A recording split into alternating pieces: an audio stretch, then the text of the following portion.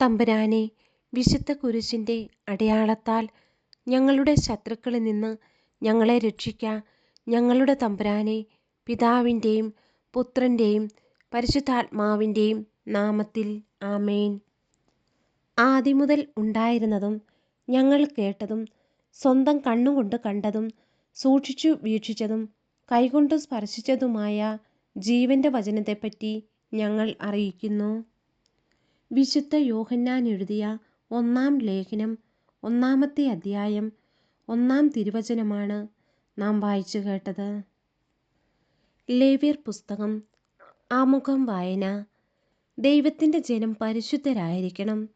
നിങ്ങൾ പരിശുദ്ധരായിരിക്കുവിൻ, എന്തെന്നാൽ നിങ്ങളുടെ ദൈവവും കർത്താവുമായ ഞാൻ പരിശുദ്ധനാണ്. ആവർത്തിച്ച് കാണുന്ന ഈ വാക്യം ഈ ഗ്രന്ഥത്തിൻ്റെ കാതലായ ആശയം വ്യക്തമാക്കുന്നു. ബലികളും മറ്റ് ആരാധന അനുഷ്ഠാനങ്ങളും വഴിയാണ് ജീവിത വിശുദ്ധി കൈവരിക്കേണ്ടത്. ബാഹ്യമായ ഈ അനുഷ്ഠാനങ്ങൾ ആന്തരിക വിശുദ്ധിയുടെ അടയാളമാണ്. എങ്കിലും ഇവ കൊണ്ട് മാത്രം മനുഷ്യന് വിശുദ്ധി പ്രാപിക്കാമെന്ന ചിന്താഗതി യഹൂദർക്കുണ്ടായിരുന്നു എന്ന ധാരണ ഈ ഗ്രന്ഥം വായിക്കുന്നവർക്ക് ഉണ്ടാവാം. ബാഹ്യമായ ശുദ്ധിക്കും അശുദ്ധിക്കും ലേവ്യഗ്രന്ഥം വളരെ പ്രാധാന്യം കൽപ്പിക്കുന്നു. വിവിധ രോഗങ്ങൾ, അംഗവൈകല്യം, ശാരീരിക മാലിന്യങ്ങൾ എന്നിവയെല്ലാം മനുഷ്യനെ അശുദ്ധനാക്കാമെന്ന് കരുതിയിരുന്നു. കൂടാരങ്ങളിൽ ഒരുമിച്ച് പാർത്തിരുന്ന ജനത്തിൻ്റെ പ്രത്യേക സാഹചര്യങ്ങൾ കണക്കിലെടുത്തു വേണം ഈ നിയമങ്ങളെ വിലയിരുത്താൻ. അനുഷ്ഠാന വിധികളിൽ വരുന്ന വീഴ്ചകളെല്ലാം കുറ്റകരമായി അവർ കരുതി. ശുദ്ധീകരണ കർമ്മങ്ങളും ബലികളും വഴി ഇവയിൽ നിന്ന് മോചിതരാകേണ്ടിയിരുന്നു. ബലികളിലും ആരാധനകളിലും പ്രമുഖ സ്ഥാനം ലേവ്യർക്കായതിനാൽ പ്രധാനമായും ലേവ്യരെക്കുറിച്ചാണ് ഈ ഗ്രന്ഥം പ്രതിപാദിക്കുന്നത്. ലേവ്യർ പുസ്തകം 1-ാം അധ്യായം ദഹനബലി. കർത്താവ് മോശയെ വിളിച്ച് സമാഗമ കൂടാരത്തിൽ നിന്ന് പറഞ്ഞു, ഇസ്രായേൽ ജനത്തോട് പറയുക, നിങ്ങളിൽ ആരെങ്കിലും കർത്താവിന് ബലിയർപ്പിക്കാൻ വരുമ്പോൾ കാലിക്കൂട്ടത്തിൽ നിന്നോ ആട്ടിൻകൂട്ടത്തിൽ നിന്നോ ബലിമൃഗത്തെ കൊണ്ടുവരണം. ദഹനബലിക്കുള്ള മൃഗം കാലിക്കൂട്ടത്തിൽ നിന്നാണെങ്കിൽ ഊനമറ്റ ഒരു കാളയെ സമർപ്പിക്കട്ടെ. കർത്താവിന് സ്വീകാര്യമാകാൻ അതിനെ സമാഗമ കൂടാരത്തിൻ്റെ വാതിൽക്കൽ സമർപ്പിക്കട്ടെ. അവൻ ബലിമൃഗത്തിൻ്റെ തലയിൽ കൈകൾ വയ്ക്കണം. അത് അവൻ്റെ പാപങ്ങളുടെ പരിഹാരത്തിനായി സ്വീകരിക്കപ്പെടും. അവൻ കർത്താവിൻ്റെ മുൻപിൽ വെച്ച് കാളക്കുട്ടിയെ കൊല്ലണം. അഹറോൻ്റെ പുത്രന്മാരായ പുരോഹിതന്മാർ അതിൻ്റെ രക്തമെടുത്ത് സമാഗമ കൂടാരത്തിൻ്റെ വാതിൽക്കലുള്ള ബലിപീഠത്തിന് ചുറ്റും തളിക്കണം. അതിനുശേഷം ബലിമൃഗത്തെ തോലുരിഞ്ഞ് കഷ്ണങ്ങളായി മുറിക്കണം. പുരോഹിതരായ അഹറോൻ്റെ പുത്രന്മാർ ബലിപീഠത്തിൽ തീ കൂട്ടി അതിനു മുകളിൽ വിറക് അടുക്കണം.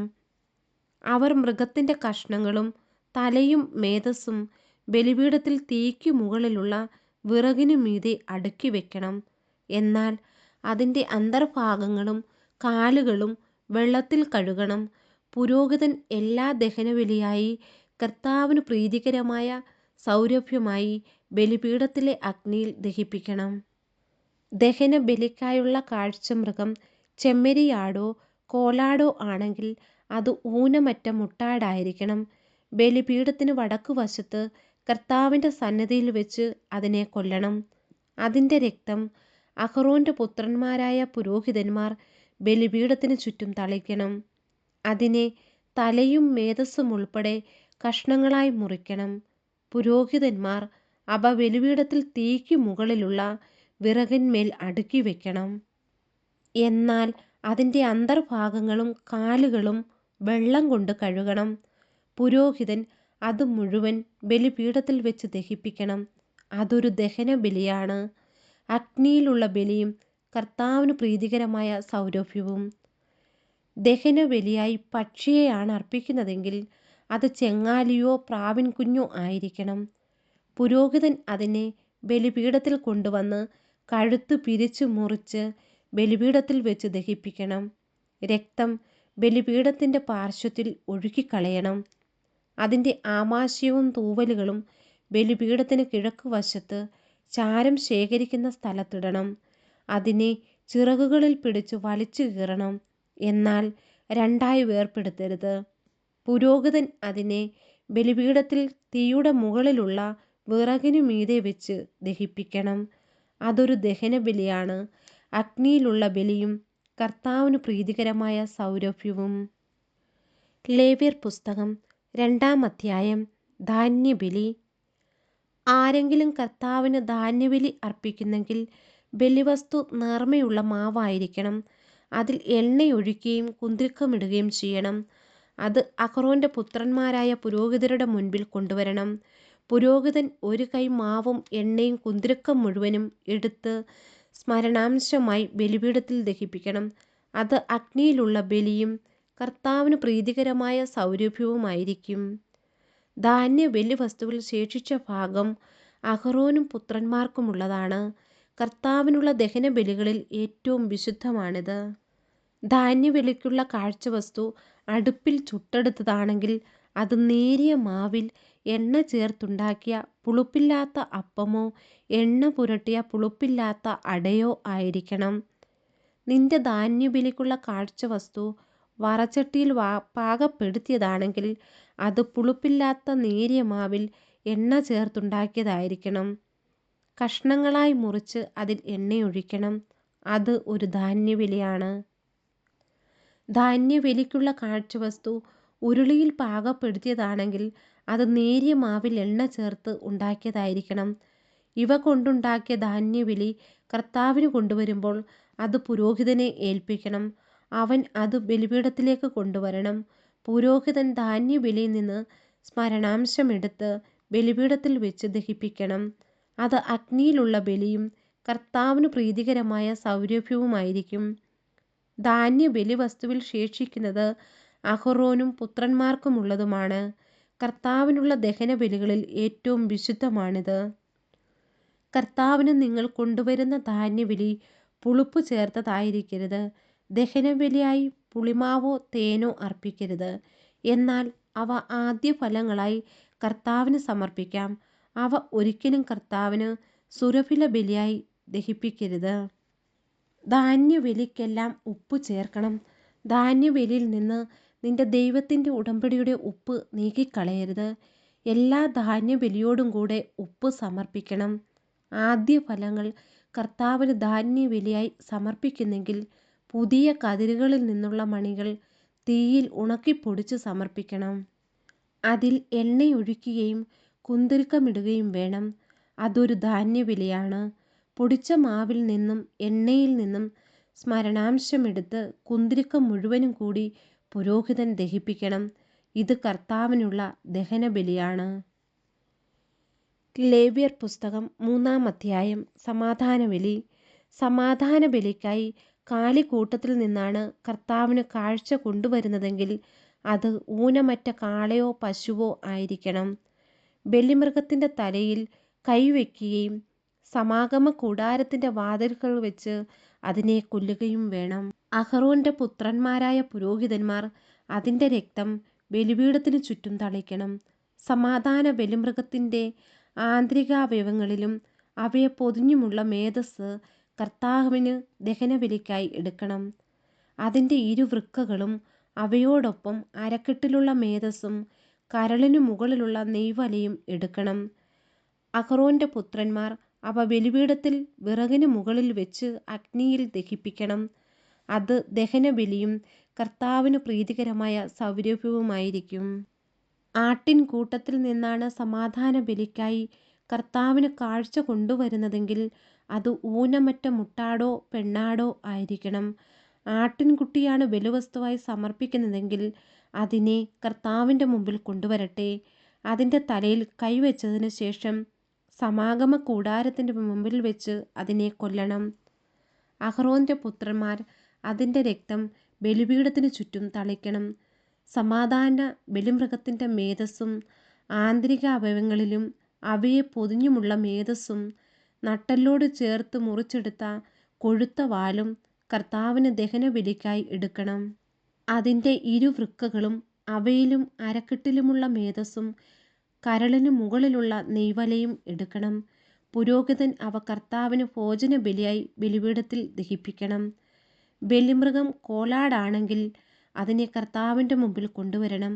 അതിൻ്റെ തലയിൽ കൈവച്ചതിന് ശേഷം സമാഗമ കൂടാരത്തിൻ്റെ മുമ്പിൽ വെച്ച് അതിനെ കൊല്ലണം. അഹറോൻ്റെ പുത്രന്മാർ അതിൻ്റെ രക്തം ബലിപീഠത്തിന് ചുറ്റും തളിക്കണം. അതിൻ്റെ ആന്തരിക അവയവങ്ങളിലും അവയെ പൊതിഞ്ഞുമുള്ള മേധസ്സ് മുഴുവനും കർത്താവിന് ദഹനബലിക്കായി എടുക്കണം. അതിൻ്റെ ഇരുവൃക്കകളും അവയിലും അരക്കെട്ടിലുമുള്ള മേധസ്സും കരളിനു മുകളിലുള്ള നെയ്വലയും എടുക്കണം. പുരോഹിതൻ അവ ബലിപീഠത്തിൽ വെച്ച് ദഹിപ്പിക്കണം. അത് കർത്താവിന് പ്രീതികരമായ സൗരഭ്യത്തിനായി അഗ്നിയിൽ സമർപ്പിക്കുന്ന ഭോജന ബലിയാണ്. മേധസ്സ് മുഴുവൻ കർത്താവിനുള്ളതത്രേ. രക്തവും മേധസ്സും ഭക്ഷിച്ചുകൂടാ എന്നത് നിങ്ങൾ വസിക്കുന്നിടത്തെല്ലാം തലമുറ തോറും എന്നേക്കുമുള്ള ഒരു നിയമമായിരിക്കും. ലേവ്യർ പുസ്തകം 4-ാം അധ്യായം. പാപപരിഹാര ബലി. കർത്താവ് മോശയോട് അരുളിച്ചെയ്തു, ഇസ്രായേൽ ജനത്തോട് പറയുക, ചെയ്യരുത് എന്ന് കർത്താവ് വിലക്കിയിട്ടുള്ളവയിൽ ഏതെങ്കിലും ഒന്നിനെതിരായി ആരെങ്കിലും അറിവില്ലായ്മ മൂലം പാപം ചെയ്യുന്നു എന്നിരിക്കട്ടെ. ഇങ്ങനെ പാപം ചെയ്ത് ജനങ്ങളുടെ മേൽ കുറ്റം വരുത്തി വയ്ക്കുന്നത് അഭിഷിക്തനായ പുരോഹിതനാണെങ്കിൽ അവൻ ഊനമറ്റ ഒരു കാളക്കുട്ടിയെ കർത്താവിന് പാപപരിഹാര ബലിയായി സമർപ്പിക്കണം. അതിനെ സമാഗമ കൂടാരത്തിൻ്റെ വാതിൽക്കൽ അവിടുത്തെ സന്നിധിയിൽ കൊണ്ടുവന്ന് അതിൻ്റെ തലയിൽ കൈവച്ചതിന് ശേഷം അതിനെ കൊല്ലണം. അഭിഷിക്ത പുരോഹിതൻ കാളക്കുട്ടിയുടെ കുറെ രക്തമെടുത്ത് സമാഗമ കൂടാരത്തിലേക്ക് കൊണ്ടുവരണം. അവൻ തൻ്റെ വിരൽ രക്തത്തിൽ മുക്കി അതിൽ ഒരു ഭാഗം കർത്താവിൻ്റെ സന്നിധിയിൽ ശ്രീകോവിലിൻ്റെ തിരശ്ശീലയുടെ മുൻപിൽ 7 പ്രാവശ്യം തളിക്കണം. പിന്നീട് രക്തത്തിൽ കുറച്ചെടുത്ത് സമാഗമ കൂടാരത്തിൽ കർത്താവിൻ്റെ സന്നിധിയിൽ ധൂപപീഠത്തിൻ്റെ കൊമ്പുകളിൽ പുരട്ടണം. ശേഷിച്ച രക്തം സമാഗമ കൂടാരത്തിൻ്റെ വാതിൽക്കലുള്ള ദഹന ബലിപീഠത്തിൻ്റെ ചുവട്ടിൽ ഒഴിക്കണം. പാപപരിഹാര ബലിക്കുള്ള കാളക്കുട്ടിയുടെ ആന്തരിക അവയവങ്ങളിലും അവയെ പൊതിഞ്ഞുമുള്ള മേധസ്സ് മുഴുവനും എടുക്കണം. അതിൻ്റെ ഇരുവൃക്കകളും അവയിലും അരക്കെട്ടിലുമുള്ള മേധസ്സും കരളിനു മുകളിലുള്ള നെയ്വലയും എടുക്കണം. സമാധാന ബലിക്കുള്ള കാളയിൽ നിന്നെന്ന പോലെ പുരോഹിതൻ അവയെടുത്ത് ദഹന ബലിപീഠത്തിൽ വെച്ച് ദഹിപ്പിക്കണം. എന്നാൽ കാളക്കുട്ടിയുടെ തോലും മാംസം മുഴുവനും തലയും കാലുകളും ആന്തരിക അവയവങ്ങളും ചാണകവും കാളയെ മുഴുവനും പാളയത്തിനു വെളിയിൽ ചാരമിടുന്ന വൃത്തിയുള്ള സ്ഥലത്ത് കൊണ്ടുചെന്ന് കത്തുന്ന വിറകിന്മേൽ വെച്ച് ദഹിപ്പിക്കണം. ചാരമിടുന്ന സ്ഥലത്ത് തന്നെ അതിനെ ദഹിപ്പിക്കണം. ഇസ്രായേൽ സമൂഹം മുഴുവൻ അറിവില്ലായ്മ മൂലം പാപം ചെയ്യുകയും കർത്താവ് വിലക്കിയിരിക്കുന്നതിൽ ഏതെങ്കിലും ഒന്ന് ചെയ്ത് കുറ്റക്കാരാകുകയും അക്കാര്യം അവരുടെ ശ്രദ്ധയിൽപ്പെടാതിരിക്കുകയും ചെയ്യുന്നുവെന്നിരിക്കട്ടെ. എന്നാൽ തങ്ങളുടെ പാപത്തെക്കുറിച്ചറിയുമ്പോൾ പാപപരിഹാര ബലിക്കായി സമൂഹം മുഴുവൻ ഒരു കാളക്കുട്ടിയെ കാഴ്ചവെക്കുകയും അതിനെ സമാഗമ കൂടാരത്തിൻ്റെ വാതിലുകൾ കൊണ്ടുവരികയും വേണം. സമൂഹത്തിലെ ശ്രേഷ്ഠന്മാർ കർത്താവിൻ്റെ സന്നിധിയിൽ വെച്ച് കാളക്കുട്ടിയുടെ തലയിൽ കൈകൾ വെക്കണം. അതിനെ അവിടുത്തെ മുൻപിൽ വെച്ച് കൊല്ലണം. അഭിഷിക്തനായ പുരോഹിതൻ കാളക്കുട്ടിയുടെ കുറെ രക്തം സമാഗമ കൂടാരത്തിലേക്ക് കൊണ്ടുവരണം. അവൻ രക്തത്തിൽ വിരൽ മുക്കി കർത്താവിൻ്റെ സന്നിധിയിൽ തിരശ്ശീലയ്ക്ക് മുൻപിൽ 7 പ്രാവശ്യം തളിക്കണം.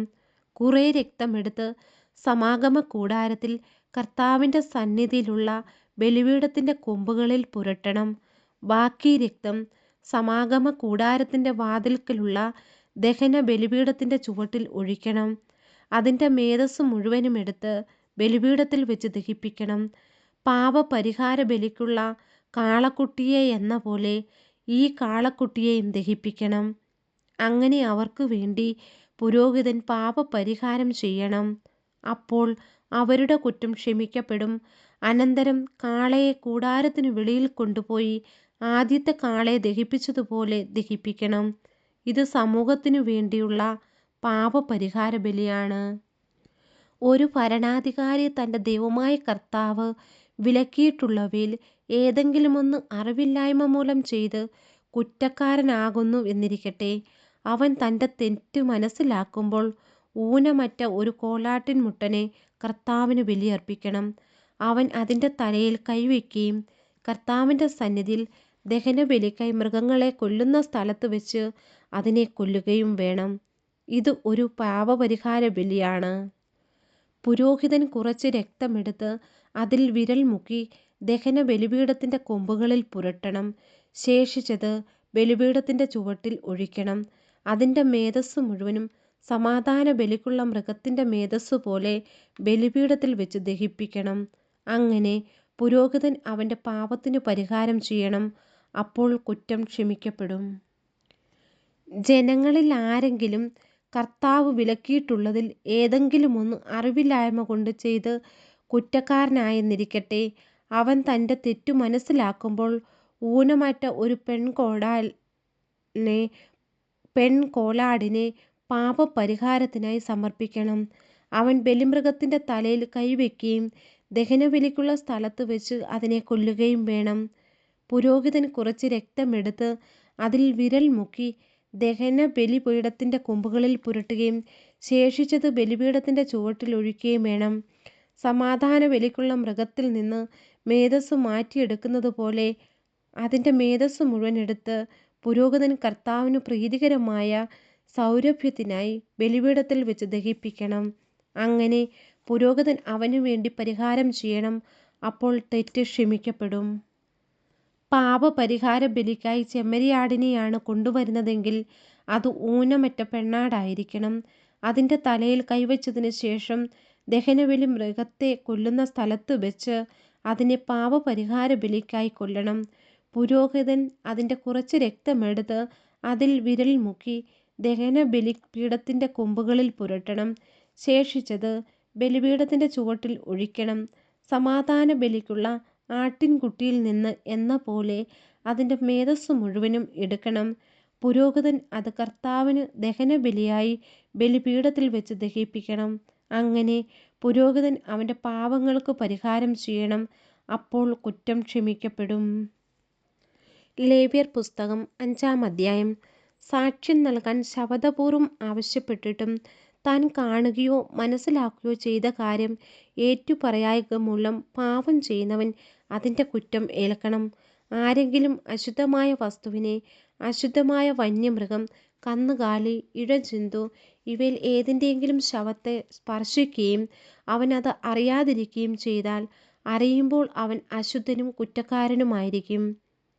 ഒരുവൻ തന്നെ അശുദ്ധനാക്കുന്ന ഏതെങ്കിലും തരത്തിലുള്ള മാനുഷിക മാലിന്യത്തെ സ്പർശിക്കുകയും അതറിയാതിരിക്കുകയും ചെയ്താൽ അറിയുമ്പോൾ അവൻ കുറ്റക്കാരനായിരിക്കും.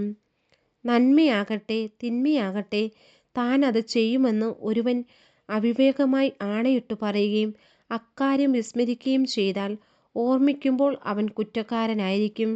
ഇവയിൽ ഏതെങ്കിലും കാര്യത്തിൽ ഒരുവൻ കുറ്റക്കാരനാണെങ്കിൽ അവൻ തൻ്റെ പാപം ഏറ്റുപറയണം.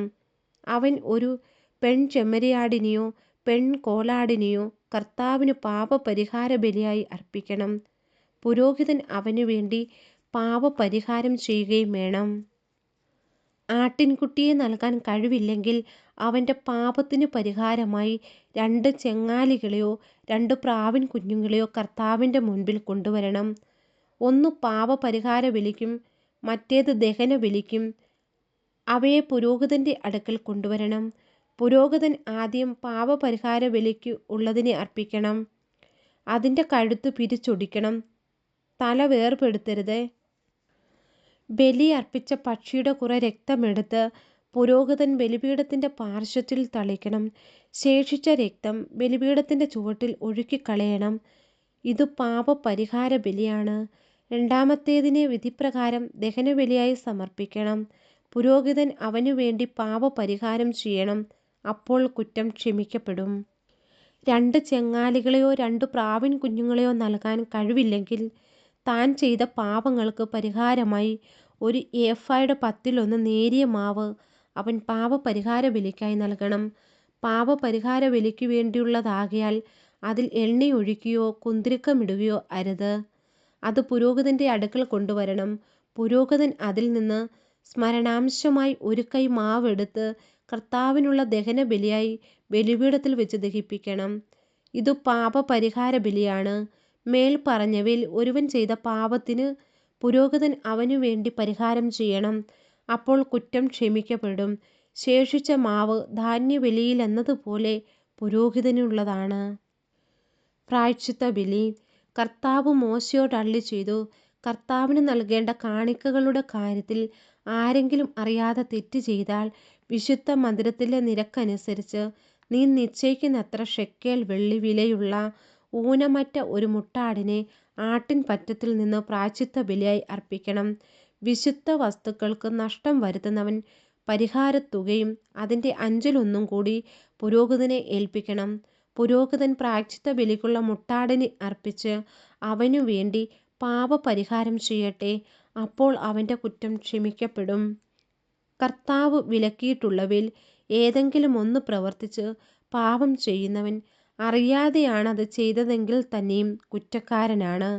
അവൻ തൻ്റെ തെറ്റിന് ഉത്തരവാദിയായിരിക്കും. പ്രായശ്ചിത്ത ബലിയുടെ ചെലവനുസരിച്ച് നീ നിശ്ചയിക്കുന്ന വിലയ്ക്കുള്ളതും ഊനമറ്റതുമായ ഒരു മുട്ടാടിനെ അവൻ ആട്ടിൻപറ്റത്തിൽ നിന്ന് പുരോഹിതൻ്റെ അടുക്കൽ കൊണ്ടുവരണം. അറിയാതെ ചെയ്ത പാപത്തിന് പുരോഹിതൻ അവനു വേണ്ടി പരിഹാരം ചെയ്യണം.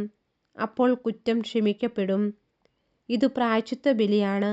അവൻ കർത്താവിൻ്റെ മുൻപിൽ കുറ്റക്കാരനാണല്ലോ.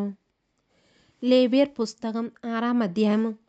കർത്താവ് മോശയോട് അരുളിച്ചെയ്തു, സൂക്ഷിക്കാൻ ഏൽപ്പിച്ചതോ ഈടുവെച്ചതോ ആയ വസ്തു തിരിച്ചു കൊടുക്കാതെയും കവർച്ച ചെയ്തും അയൽക്കാരനെ വഞ്ചിക്കുക, പീഡിപ്പിക്കുക, കാണാതെ പോയത് കണ്ടുകിട്ടിയിട്ടും ആ കാര്യം നിഷേധിച്ച് കള്ളസത്യം ചെയ്യുക എന്നിങ്ങനെയുമുള്ള പാപങ്ങളിൽ ഏതെങ്കിലും ഒന്ന് പ്രവർത്തിച്ച് കർത്താവിനോട് അവിശ്വസ്തത കാണിക്കുന്നവൻ കുറ്റക്കാരനായിരിക്കും.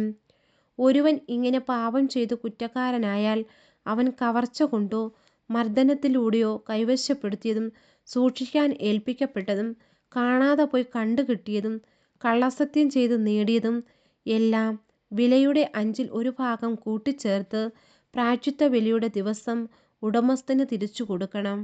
കൂടാതെ പ്രായശ്ചിത്ത ബലിക്കുള്ള ചെലവനുസരിച്ച് നീ നിശ്ചയിക്കുന്ന വില വരുന്ന ഊനമറ്റ ഒരു മുട്ടാടിനെ ആട്ടിൻപറ്റത്തിൽ നിന്ന് കർത്താവിന് പ്രായശ്ചിത്ത ബലിയായി പുരോഹിതൻ്റെ അടുക്കൽ കൊണ്ടുവരണം. പുരോഹിതൻ കർത്താവിൻ്റെ മുൻപിൽ അവനുവേണ്ടി പാപപരിഹാരം ചെയ്യണം. അപ്പോൾ അവൻ ചെയ്ത ഏതു കുറ്റത്തിലും നിന്ന് അവന് മോചനം ലഭിക്കും. നിരന്തര ദഹനബലി. കർത്താവ് മോശയോട് അരുളിച്ചെയ്തു, അഹറോനോടും അവൻ്റെ പുത്രന്മാരോടും ഇപ്രകാരം കൽപ്പിക്കുക, ദഹനബലിക്കുള്ള നിയമം ഇതാണ്. ബലിവസ്തു ബലിപീഠത്തിന്മേലുള്ള അഗ്നികുണ്ഡത്തിൽ രാത്രി മുഴുവൻ പ്രഭാതം വരെ വെച്ചിരിക്കണം. ബലിപീഠത്തിലെ അഗ്നി തുടരെ കത്തിക്കൊണ്ടിരിക്കുകയും വേണം. പുരോഹിതൻ ചണം കൊണ്ടുള്ള വസ്ത്രവും കാൽച്ചട്ടയും ധരിക്കണം. കാഴ്ചവസ്തു അഗ്നിയിൽ ദഹിപ്പിച്ചുണ്ടായ ചാരം ബലിപീഠത്തിൽ നിന്ന് ശേഖരിച്ച് അതിൻ്റെ ഒരു വശത്തിടണം. അതിനുശേഷം വസ്ത്രം മാറി വേറെ വസ്ത്രം ധരിച്ച് ചാരം പാളയത്തിനു വെളിയിൽ ശുചിയായ സ്ഥലത്തേക്ക് കൊണ്ടുപോകണം. ബലിപീഠത്തിലെ അഗ്നി കത്തിക്കൊണ്ടിരിക്കണം, അത് കെട്ടുപോകരുത്. ദിവസവും രാവിലെ പുരോഹിതൻ അതിൽ വിറകടുക്കുകയും അതിന്മേൽ ദഹനബലി വസ്തു ക്രമത്തിൽ നിരത്തുകയും സമാധാന ബലിക്കായുള്ള മേധസ്സ് ദഹിപ്പിക്കുകയും വേണം. ബലിപീഠത്തിലെ അഗ്നി നിരന്തരം കത്തിക്കൊണ്ടിരിക്കണം, അത് കെട്ടുപോകരുത്. ധാന്യബലി. ധാന്യബലിയുടെ നിയമം ഇതാണ്. അത് അഹറോൻ്റെ പുത്രന്മാർ കർത്താവിൻ്റെ സന്നിധിയിൽ ബലിപീഠത്തിന് മുൻപിൽ അർപ്പിക്കണം. പുരോഹിതൻ ധാന്യബലിക്കുള്ള നേരിയ മാവിൽ നിന്ന് ഒരു കൈ മാവും അതിനുള്ള എണ്ണയും കുന്തുരുക്കം മുഴുവനും എടുത്ത് സ്മരണാംശമായി ബലിപീഠത്തിൽ വെച്ച് കർത്താവിന് പ്രീതികരമായ സൗരഭ്യമായി അർപ്പിക്കണം. ശേഷിക്കുന്നത് അഹറോനും പുത്രന്മാരും ഭക്ഷിക്കണം. വിശുദ്ധ സ്ഥലത്ത് വെച്ച് പുളിപ്പില്ലാത്ത അപ്പമുണ്ടാക്കി വേണം അത് ഭക്ഷിക്കാൻ. സമാഗമ കൂടാരത്തിൻ്റെ അങ്കണത്തിൽ വെച്ച് അവർ അത് ഭക്ഷിക്കണം. അത് പുളിപ്പ് ചേർത്ത് ചുടരുത്. എൻ്റെ ദഹനബലികളിൽ നിന്ന് അവരുടെ ഓഹരിയായി ഞാൻ അത് കൊടുത്തിരിക്കുന്നു. പാപപരിഹാര ബലി പോലെയും പ്രായശ്ചിത്ത ബലി പോലെയും അത് ഏറ്റവും വിശുദ്ധമാണ്. അഹറോൻ്റെ പുത്രന്മാർക്കെല്ലാവർക്കും കർത്താവിൻ്റെ ദഹനബലിയിൽ നിന്ന് ഭക്ഷിക്കാം. തലമുറ തോറും എന്നും നിലനിൽക്കേണ്ട നിയമമാണിത്. അവയെ സ്പർശിക്കുന്നവരെല്ലാം വിശുദ്ധരായിത്തീരും. കർത്താവ് മോശയോട് അരുളിച്ചെയ്തു, അഹറോനും അവൻ്റെ പുത്രന്മാരും അഭിഷേക ദിവസം കർത്താവിന് സമർപ്പിക്കേണ്ട ബലി ഇതാണ്: ഒരു ഏഫായുടെ 10 നേരിയ മാവ് അനുദിന ധാന്യബലിയായി പകുതി രാവിലെയും പകുതി വൈകുന്നേരവും അർപ്പിക്കണം. അത് എണ്ണ ചേർത്ത് വറച്ചട്ടിയിൽ ചുട്ടെടുക്കണം. അത് നന്നായി കുഴച്ച് ചുട്ട് കഷ്ണങ്ങളാക്കി ധാന്യബലി പോലെ കർത്താവിന് പ്രീതികരമായ സൗരഭ്യമായി അർപ്പിക്കണം. അഹറോൻ്റെ പുത്രന്മാരിൽ അവൻ്റെ പിന്തുടർച്ചാവകാശിയായി അഭിഷിക്തനായ പുരോഹിതൻ എന്നേക്കുമുള്ള നിയമപ്രകാരം അത് കർത്താവിന് സമർപ്പിക്കണം. അത് മുഴുവനും ദഹിപ്പിക്കണം. പുരോഹിതൻ തൻ്റെ ഓരോ ധാന്യബലിയും പൂർണ്ണമായി ദഹിപ്പിക്കണം. അത് ഭക്ഷിക്കാൻ പാടില്ല. പാപപരിഹാരബലി. കർത്താവ് മോശയോട് അരുളിച്ചെയ്തു, അഹറോനോടും പുത്രന്മാരോടും പറയുക, പാപപരിഹാരബലിയുടെ നിയമം ഇതാണ്: പാപപരിഹാരബലിക്കുള്ള മൃഗത്തെ കർത്താവിൻ്റെ സന്നിധിയിൽ ദഹനബലി മൃഗത്തെ കൊല്ലുന്ന സ്ഥലത്തു വെച്ചു തന്നെ കൊല്ലണം. അത് അതിവിശുദ്ധമാണ്. പാപപരിഹാരബലി അർപ്പിക്കുന്ന പുരോഹിതൻ അത് ഭക്ഷിക്കണം. സമാഗമ കൂടാരത്തിൻ്റെ അങ്കണത്തിൽ വിശുദ്ധ സ്ഥലത്തു വെച്ച് വേണം ഭക്ഷിക്കാൻ. അതിൻ്റെ മാംസത്തിൽ തൊടുന്നവരെല്ലാം വിശുദ്ധരായിത്തീരും. അതിൻ്റെ രക്തം വസ്ത്രത്തിൽ തെറിച്ചു വീണാൽ ആ വസ്ത്രം വിശുദ്ധ സ്ഥലത്തു വെച്ച് കഴുകണം. അത് പാകം ചെയ്ത മൺപാത്രം ഉടച്ചു കളയണം. ഓട്ടുപാത്രത്തിലാണ് പാകം ചെയ്തതെങ്കിൽ അത് നന്നായി തേച്ചു കഴുകണം. പുരോഹിത വംശത്തിൽപ്പെട്ട എല്ലാ പുരുഷന്മാർക്കും അത് ഭക്ഷിക്കാം. അത് അതിവിശുദ്ധമാണ്. എന്നാൽ വിശുദ്ധ സ്ഥലത്തു വെച്ചു പാപപരിഹാര കർമ്മം നടത്താൻ ബലിമൃഗത്തിൻ്റെ രക്തം സമാഗമ കൂടാരത്തിലേക്ക് കൊണ്ടുവന്നിട്ടുണ്ടെങ്കിൽ ആ ബലിമൃഗത്തെ ഭക്ഷിക്കരുത്. അതിനെ അഗ്നിയിൽ ദഹിപ്പിക്കണം. നമ്മുടെ കർത്താവായ മിശിഹായ്ക്ക് സ്തുതി. പിതാവിനും പുത്രനും പരിശുദ്ധാത്മാവിനും സ്തുതി. ആദിയിലെ പോലെ ഇപ്പോഴെപ്പോഴും എന്നേക്കും ആമേൻ. സ്വർഗസ്ഥനായ ഞങ്ങളുടെ പിതാവേ, അങ്ങയുടെ നാമം പൂജിതമാണമേ. അങ്ങയുടെ രാജ്യം വരണമേ. അങ്ങയുടെ തിരുമനസ്സ് സ്വർഗത്തിലെ പോലെ ഭൂമിയിലുമാകണമേ. അന്നന്ന് വേണ്ടുന്ന ആഹാരം ഇന്ന് ഞങ്ങൾക്ക് തരണമേ.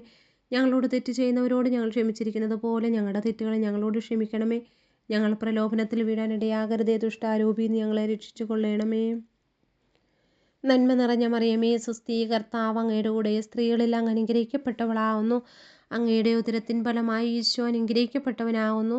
പരിശുദ്ധ മറിയമേ, തമ്പുരാൻ്റെ അമ്മേ, പാപികളായ ഞങ്ങൾക്ക് വേണ്ടി ഇപ്പോഴും ഞങ്ങളുടെ മരണസമയത്തും തമ്പുരാനോട് അപേക്ഷിച്ചു കൊള്ളണമേ. ആമീൻ.